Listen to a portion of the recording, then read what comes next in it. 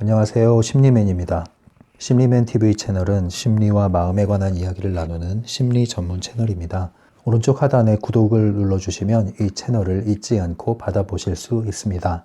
오늘은 지난 시간에 이어서 외부 의도에 대한 이야기를 계속 이어나가도록 할게요. 지난 시간에 42페이지까지 했습니다. 오늘은 42페이지부터 이어서 외부 의도에 대한 이야기를 펼쳐보겠습니다. 이 외부 의도라는 것을 이해하는 게 어렵다고 느끼시는 분도 있을 수 있어요. 외부 의도라는 것은 내부 의도와 대비해서 봐야 된다고 했죠.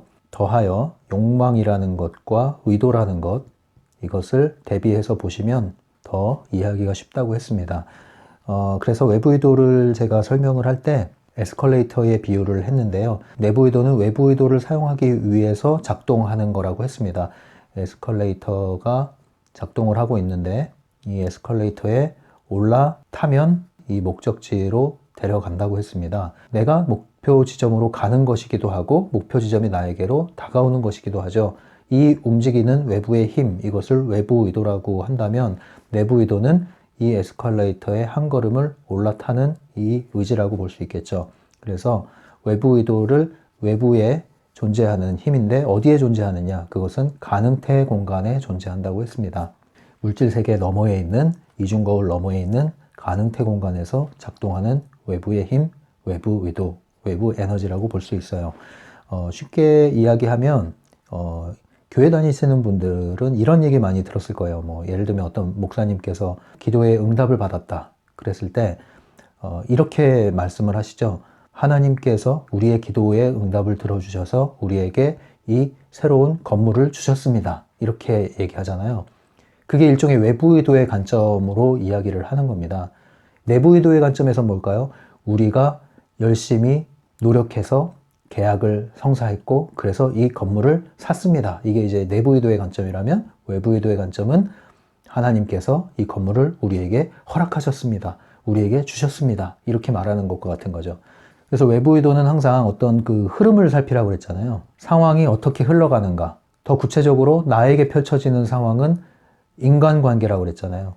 새로운 인물이 나와 연결되고 또 누군가는 나와 떨어져 나가고 또 누군가와 가까워지고 누군가와 멀어지고 이러한 인간관계. 그리고 그 관계 속에서 어떠한 일들이 벌어질 거 아니에요. 다양한 장면, 사건들이 펼쳐집니다. 이러한 것들이 일종의 흐름을 형성을 하죠. 평범하던 일상에 어떠한 새로운 흐름이 이렇게 흘러 들어오는 경우가 있습니다. 또는 이렇게 새로운 방향으로 틀어져 나가는 경우가 있죠. 이런 흐름들. 그래서 나의 주변의 상황이 어떻게 펼쳐지고 있는가를 예의주시하는 것. 이것이 외부 의도를 살피고 그 감각을 키우는 방법 중에 하나입니다. 물론 외부 의도는 우리가 그 신체적인 감각으로 느낄 수도 있어요. 그런데 이 트랜스핑에서 말하는 외부 의도라는 것은 전반적으로 나의 현실을 변화시키기 위해서 가능태 공간의 특정 섹터를 선택을 해서 그것을 나에게 가져오는 그 힘입니다. 외부 의도는. 그렇기 때문에 내가 처한 현실에서 외부 의도를 경험할 때는 뭔가 상황이 변하고 있는 것, 새로운 흐름이 들어오고 새로운 흐름으로 바뀌어 나가는 이런 형태로 외부 의도를 살필 수가 있습니다. 그래서 주로 트랜스서핑에서 외부 의도라고 할 때는 흐름을 살피는 것, 상황의 흐름을 살피는 것, 변화를 살피는 것, 이런 쪽으로 인식을 하시는 게 좀 더 이해하기 쉽다고 할 수 있겠죠. 지금 전 세계적인 흐름이 있죠. 전세적인 흐름이 어떻게 가고 있죠? 코로나 이후와 이전으로 나눌 수 있다고 했잖아요. 코로나 이전과 이후에 뭐가 달라졌나요? 그리고 지금 미국이 어떤 위치에 있죠? 중국은 어떤 위치에 있죠? 중국과 미국의 관계는 어떻죠? 이런 어떤 전반적인 세계사적인 흐름, 이런 흐름이 존재하잖아요. 어떤 것들이 사라지고 어떤 것들이 떠오르고 어떤 것들이 긴밀해지고 어떤 것들이 악화되고 이런 상황들이 펼쳐지잖아요. 이게 흐름이잖아요. 이런 것을 살피는 것이 필요하다는 거죠. 우리의 세계사적인 흐름이 있을 뿐 아니라 나의 개인사적인 흐름이 있다는 거죠. 그래서 나만의 세 개의 층이 있는데 이 세 개의 층이 흐름이 있어요. 그래서 이 세 개의 층이 변한다는 거죠. 이러한 흐름을 살피는 것이 외부 의도를 인식하는 데 도움이 됩니다. 외부 의도는 이렇게 목표를 나에게 가져오는 흐름을 만들어내는 에너지잖아요. 그래서 힘을 가지고 있죠. 힘. 일종의 능력이라고도 할 수 있죠.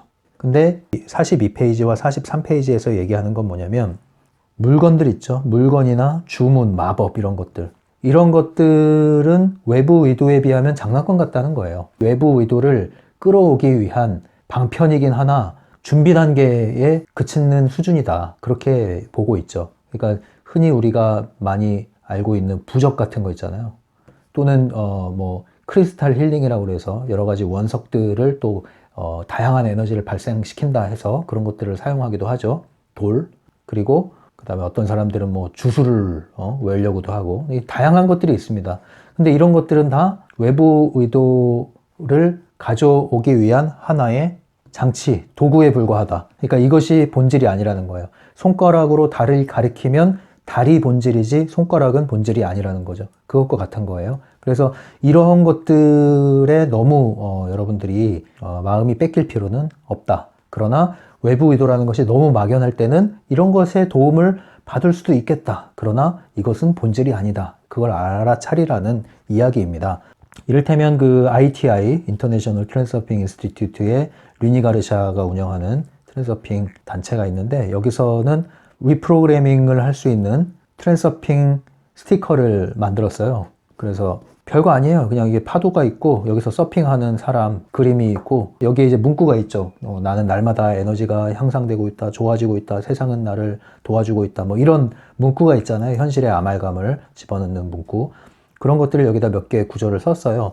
그리고 이것을 출력을 해서 여러분들 보이는 데다가 붙여놓고 매일 이것을 봐라, 뭐 이런 얘기를 합니다. 이거 역시도 뭐예요? 다 도구다. 본질이 아니다. 근데 이런 것들에 사람들은 관심을 많이 갖죠. 눈에 보이는 것들. 보이지 않는 것들을 인식을 할 수 없으니 보이는 것들을 통해서 보이지 않는 것들로 갈 수 있게끔 도움을 주기 위한 장치인데 이것이 주객에 전도돼서 사람들은 이것을 신주단지 모시듯이 우상 섬기듯이 이렇게 하시는데 그게 아니라는 거죠.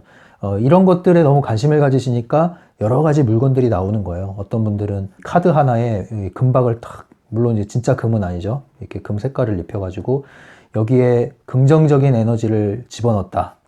그래서 이걸 몸에 지니고 다니면 너의 에너지가 좋아질 것이다. 이렇게 해서 이걸 뭐 장당 5만 원에도 팔고 이러는데 이런 걸 좋아하는 분들이 있으니까 자꾸 팔리는 거죠. 근데 우리는 이제 아는 거죠. 이건 본질이 아니다. 이거는 그냥 도움을 주기 위한 방편일 뿐이다. 가리키는 손가락일 뿐이다.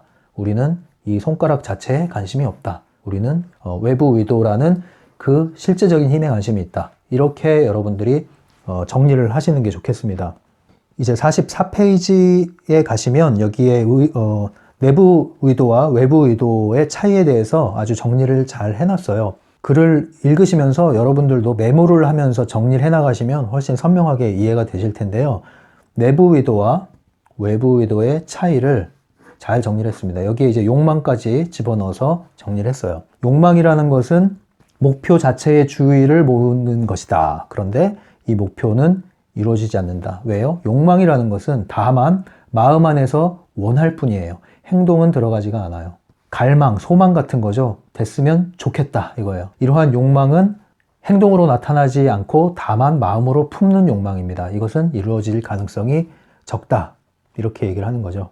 이건 많이 경험하잖아요. 뭐 우리가 상상하면 다 이루어지나요? 그렇지 않죠. 왜냐하면 우리가 상상하는 대부분은 이러한 욕망에 가까운 상상이기 때문에 의도가 아니라는 거죠. 욕망이라는 것은 로또가 됐으면 좋겠다.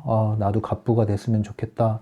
이렇게 소망을 하는 거예요. 지금의 현실을 부정하고 싶으니까 반대급부로 꿈을, 상상을 키워나가는 겁니다. 생각 안에서. 그냥 욕망일 따름이에요. 나를 더 괴롭힐 수가 있죠.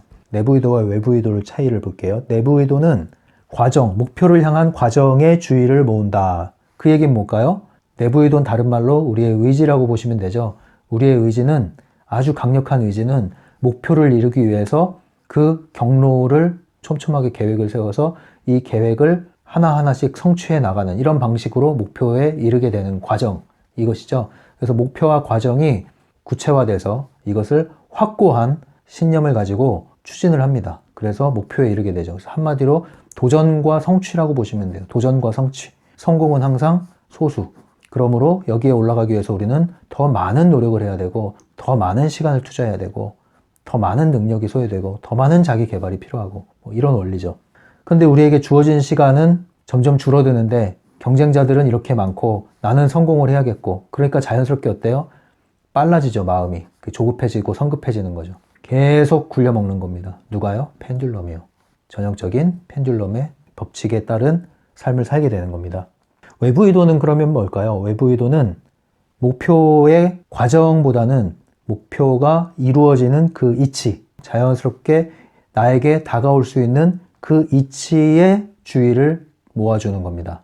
그러니까 목표의 심상화를 할 뿐 아니라 이 목표가 어떻게 이루어지는지를 알죠. 외부 의도에 의해서 이 목표가 이루어진다는 걸 압니다. 그래서 외부 의도를 활성화시키는 거기에 초점을 맞추죠. 물론 행동은 당연히 따라갑니다. 행동하지 않는 것이 아닙니다. 행동화를 함과 동시에 목표에 집중하고 그것이 이루어질 수 있는 이치에 주의를 집중시키는 겁니다. 그리고 나서 이 외부 의도의 힘에 의해서 어떻게 나의 상황이 펼쳐지는지 그것을 이제 관찰하고 주시하게 되는 거죠. 흐름을 살피게 되는 겁니다. 전혀 다른 차원이죠. 그래서 외부 의도는 내가 관찰자의 입장에서 가능태 공간의 섹터를 선택을 하고 그것을 향한 행동을 하지만 그 행동이 중요한 게 아니라 그 행동과 동시에 이 외부 의도를 활성화시키는 거죠. 활성화시킴으로써 이 현실이 어떻게 변해가는지 그 흐름을 잘 주시하고 살피면서 끊임없이 이 외부 의도를 조율하는 것.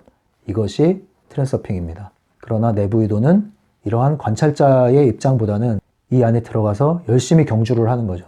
심지어는 이 경주하는데 옆을 쳐다보지도 않아요. 경주마 보면은 눈이 가려져 있는 것처럼 앞만 보고 달리는 거예요. 앞만 보고. 오직 이 길. 이 길이 아니면 죽음을 달라. 배수의 진을 치고 필사적인 각오로 그냥 달리는 거예요. 죽기 살기로. 소수는 항상 성공을 하고 인생 이제 드라마에 나오는 거죠. 이런 분들은. 이런 원리입니다. 이 차이, 큰 차이를 아시겠죠? 이 외부 의도를 또 다른 차원에서 설명을 하면 믿음이라는 거 있죠? 믿음. 믿음은 사실은 의심과 함께 있습니다. 우리가 뭔가를 강력하게 믿고자 하는 마음이 작동하는 이유는 의심이 자꾸 올라오기 때문이에요. 의심이 올라오면 올라올수록 이것을 누르기 위해서 더 큰 믿음을 작동시키게 됩니다. 그래서 믿음과 의심은 동전의 양면이다. 진짜 믿음은 뭔가? 진짜 믿음이라는 것은 그냥 아는 겁니다. 믿으려고 애쓰는 행위가 아니라 그냥 믿어지는 거고 그냥 아는 거예요. 당연한 거죠, 나한테는. 그러한 것이 의도와 외부 의도에 해당하는 것이에요. 자, 이제 책을 보면서 설명을 계속 이어나가도록 할게요. 42페이지와 43페이지는 설명을 했죠. 이것은 우리에게 어떤 외부에 있는 물건들, 이런 것들은 외부 의도에 도달하게끔 자극을 줄 뿐이지 실제 그 효과는 이 자체가 어떤 능력을 주는 것은 아니다. 네, 그렇게 이야기를 하고 있습니다. 그 말은 뭐냐면 여러분들도 만들 수 있다는 거예요. 필요하면. 하다못해 여기 USB 하나가 있는데 이 USB가 외부 의도와 접속할 수 있는 기운이 담겨 있는 USB다. 이렇게 했을 때 믿는 사람들은 믿어요. 그리고 이걸 꼽으면은 뭔가 다른 에너지가 느껴져요. 이렇게 얘기한다니까요. 그래서 사기꾼들이 많아지는 거죠. 여러분들은 그런 것에는 속지 말라는 얘기입니다.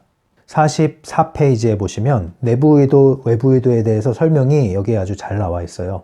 내부 의도는 목표를 성취하는 반면에 외부 의도는 목표를 선택한다. 그 다음에 읽어볼게요. 내부 의도는 다음 방식으로 묘사할 수 있다. 나는 이러저러함을 주장한다. 외부 의도는 이와는 전혀 다른 방식을 따른다. 상황이 이러저러하다. 혹은 상황이 이러저러한 것으로 판명된다. 후자의 경우에 당신은 외부 관찰자의 입장을 취한다. 네, 좋은 표현이 나와 있죠. 내부 의도는 나는 이러저러함을 주장한다. 나는이 주어예요. 내부 의도는 나는이 주어예요. 나는 뭐뭐 한다. 해야 한다. 이게 이제 내부 의도라면 외부 의도는 목표물이 있죠. 내 목표. 그 목표가 주어가 되는 거예요. 그래서 그것이 이러이러하다. 나는 좋은 집으로 이사를 할 거다. 하고야 만다. 이게 있고 나에게 좋은 집이 나에게 다가오고 있다. 주어졌다. 이런 차이가 있죠. 이것은 목표물이 나의 현실에서 어떻게 흘러 들어오고 있는지 그 상황을 살피는 형태로 진술되고 있는 겁니다. 그래서 여러분들도 생활 속에서 외부 의도적인 관점을 갖는 것을 연습을 해보시면 좋아요. 그러려면 관찰자의 입장을 취하라고 그랬잖아요. 그것을 하려면 여러분들이 3인칭으로 여러분들을 묘사를 하면서 글을 써보는 것도 나쁘지 않아요. 내가 목표로 하는 것, 그것을 주어로 놓고 상황을 풀어보는, 기술해보는 그러한 방식이 하나가 있고, 나 자신을 3인칭으로, 1인칭이 아니라 3인칭으로 놓고서 나의 상황을 기술해보는 이러한 방식을 연습하는 것도 여러분들이 외부 의도적인 관점을 취하는 데 도움을 받을 수가 있습니다. 또 좋은 예가 여기 나와 있어요. 45페이지에 읽어드릴게요. 내부 의도와 외부 의도의 차이를 이렇게 묘사하고 있죠. 내부 의도를 먼저 얘기하고 그 다음에 외부 의도를 얘기해 드릴게요. 세상으로부터 뭔가를 얻어내려고 애쓴다. 예, 애쓴다. 그 다음 자신의 자리를 차지하기 위해 싸운다.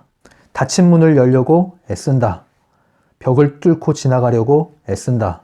삶에서 어떤 일이 일어나게 하려고 애쓴다. 이게 이제 내부 의도의 이미지인 거예요. 싸우고 애쓰고 현실에 직접 부딪히고 개입해서. 근데 외부 의도는 이렇게 얘기합니다. 세상이 당신이 원하는 것을 준다. 세상이 당신에게 팔을 벌리고 있다. 문이 당신의 문 앞에서 저절로 열리고 있다. 벽이 눈앞에서 허물어진다. 그 일이 저절로 일어난다. 네. 내가 다가가려고 애쓰는 게 아니라 그것이 나에게 오는 거죠. 그것도 저절로, 자동적으로, 자연스럽게. 이 차이입니다. 외부 의도와 내부 의도의 차이. 그래서 내부 의도는 말하자면은 친구가 있으면은 우리가 이제 뭐 돈을 빌려준단 말이에요. 그러면 돈을 빌려주면서 의심을 해요. 돈을 빌려주고 나서 너 갚아 안 갚아? 안 갚으면 안 돼? 어떡하지? 안 갚을 것 같은데? 안 갚으면 어떡하지? 안 주면 어떡하지? 그러면서 계속 초조하고 불안감을 느낀단 말이에요. 이게 내부 의도에서 마음이 이렇게 작동한다고 보시면 외부 의도에 작동하는 것은 마치 은행이 있으면 은행에다가 내가 돈을 입금했어요. 그러면 돈을 필요할 때 꺼냈을 수 있어요. 여기에 대해서는 한치의 의심도 없습니다. 그 이유는 이 은행이라는 시스템이 명확하기 때문에, 안전하기 때문에, 내가 신뢰할 수 있기 때문에 자동적으로 이 시스템을 내가 이용할 수 있습니다. 언제든지. 원하면 너에게 준다 이거죠.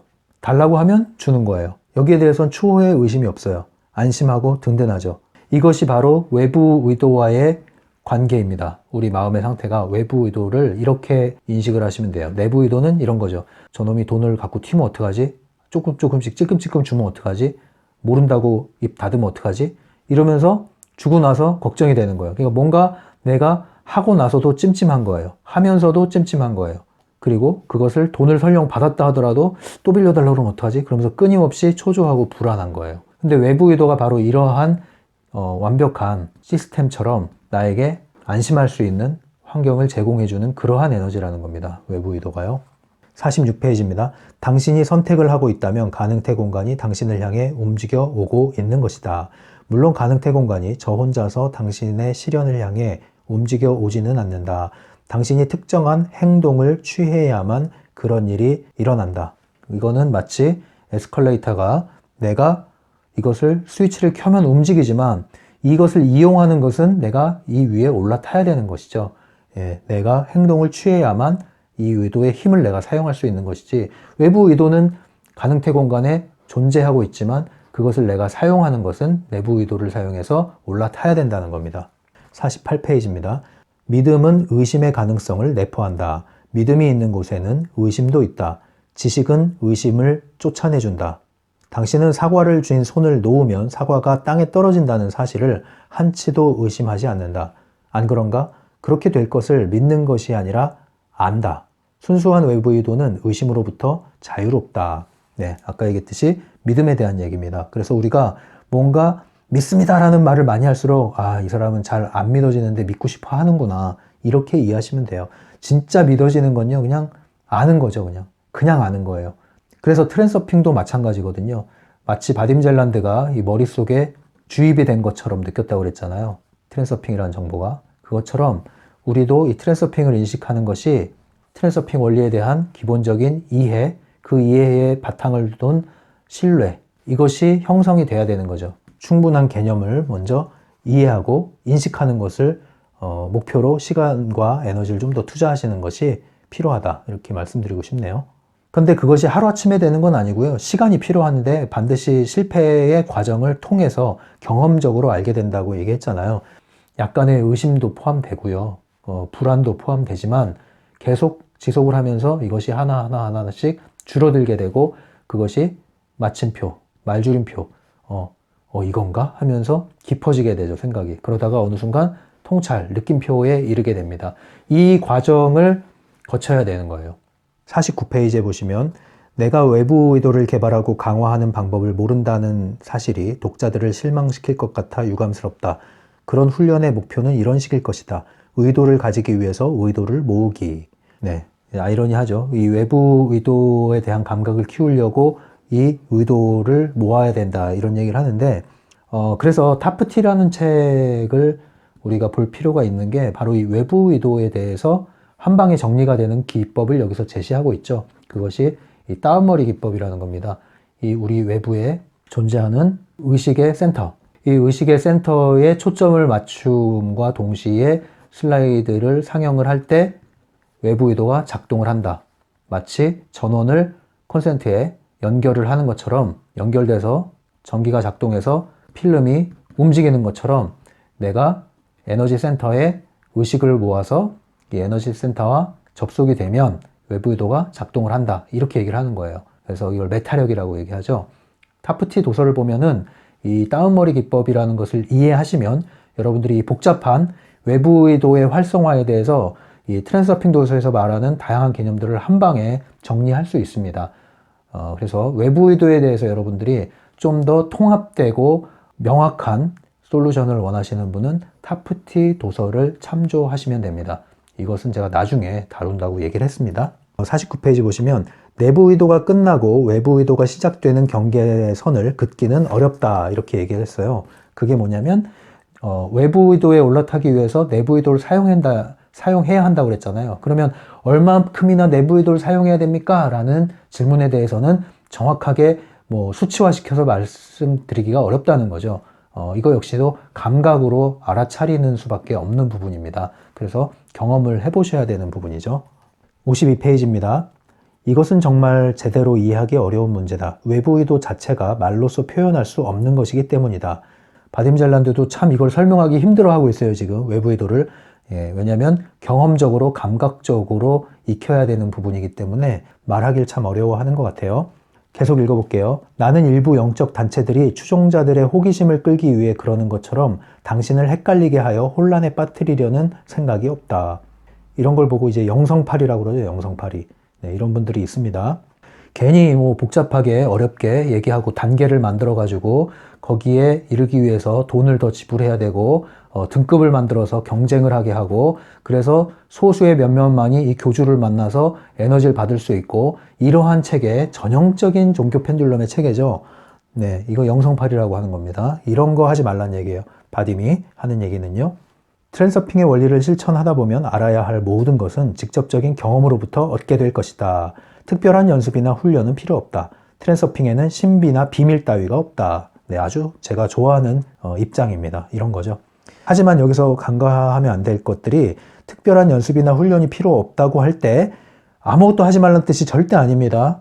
다른 내용에 가서 또 연습하란 얘기가 나와요. 그러니까 연습은 해야 되는데 여기서 말하는 특별한 연습이나 훈련이라는 것이 면벽 수련하듯이 여러분들이 고행을 해야 된다 그런 얘기가 아니라는 거예요.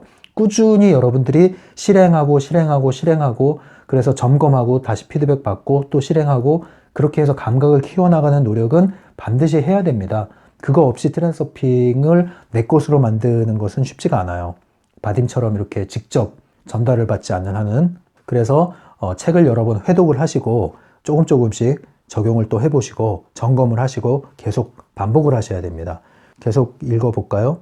비전 지식은 대부분 간접성과 생략으로 감추어져 있다. 하지만 누구나 알고 있듯이 사고가 명료한 사람은 말도 명확하게 하는 법이다. 그리고 만일 이 비전 지식을 가지고 있다는 사람이 제자에게만 은밀히 가르쳐주게 되어 있는 비범한 무엇을 자신이 알고 있다는 사실을 자랑하고자 모호하고 심오한 언사로서 자신을 내보인다면 이 스승은 십중팔구 그 지식의 핵심이 무엇인지를 자신도 잘 모르고 있는 것이다. 네, 이것도 아주 재밌는 내용이죠. 네, 그래서 제가 그 예전에 소개한 DKU가 소개한 명상을 제가 추천한다고 얘기한 이유가 그거예요.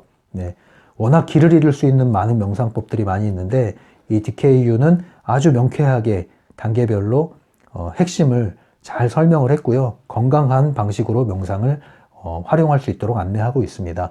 잘못 사용하면 우리가 엉뚱한 길로 빠질 수가 있거든요, 여러분들. 정신적으로 해로울 수도 있고요. 그런 면에서 제가 추천을 했던 겁니다.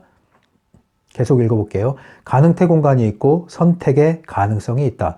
당신의 가능태를 선택하라. 이것이 전부다. 우리의 할 일은 자신의 능력을 이용하여 목표를 성취하는 방법을 터득하는 것이다. 그렇게 되기 위해 명상과 수행과 자각몽과 기타 신비한 수련으로 진을 뺄 필요가 없다. 그런 것들은 오히려 정작 중요한 것을 잃어버리게 만들 수도 있다. 네, 그러니까 여러 가지 보조적인 도구일 뿐이라는 거예요. 트랜서핑을 하기 위해서는요. 물론 그 나름대로의 도구들, 명상들도 도움이 되고 필요한 것이겠지만 트랜서핑에 있어서는 보조수단이라는 것이죠. 그것을 구별을 하고 가라 이 얘기를 하는 겁니다. 마지막으로 나온 내용을 읽어볼게요. 그렇지만 당신이 익숙해 있는 세계관을 다시 살펴보기만 해도 이전에는 성취할 수 없어 보였던 것을 성취할 수 있게 될 것이다. 네, 그래서 이러한 외부 의도에 대한 이야기는요, 세계관의 전환이 필요해요. 가능태 공간. 기본적으로 이 물질 세계 너머에 가능태 공간이라는 것이 있고 외부 의도라는 힘이 작용하고 있고 우리는 그 외부 의도라는 힘을 작동시켜서 물질 세계, 내가 살고 있는 현실 세계의 목표를 가져온다. 이런 개념입니다. 근본적으로 다른 세계관이 전제가 되지 않으면 이해할 수 없고 받아들일 수 없는 그러한 개념이죠. 그래서 외부 의도에 대해서 이렇게 정리를 하고요. 뒤에 가면 또 이런 얘기가 계속 반복이 될 겁니다.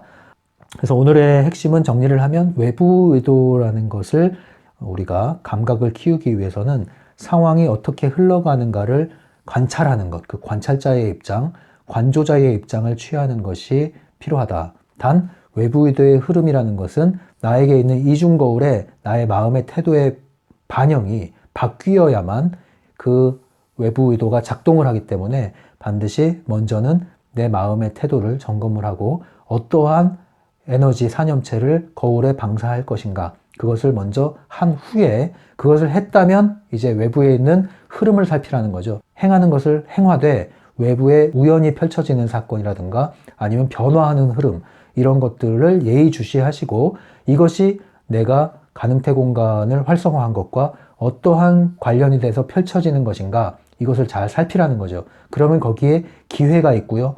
또 거기에 흐름이라는 것을 발견하게 될 때 우리는 새로운 가능태 공간으로 이동한다는 확신을 더 가질 수가 있게 되는 겁니다. 그럴 때 더 우리의 의도 에너지가 더 강화되기도 하는 것이죠.